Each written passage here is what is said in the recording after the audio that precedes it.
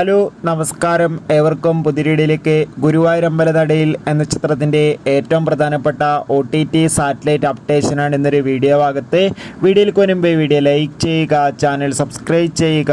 ഈ വരുന്ന June July മാസം ധാരാളം ചിത്രങ്ങൾ OTT റിലീസ് ചെയ്യാൻ പോവുകയാണ്. ചാനൽ പരിശോധിച്ചാൽ നിങ്ങൾക്ക് കാണാൻ വേണ്ടി സാധിക്കും.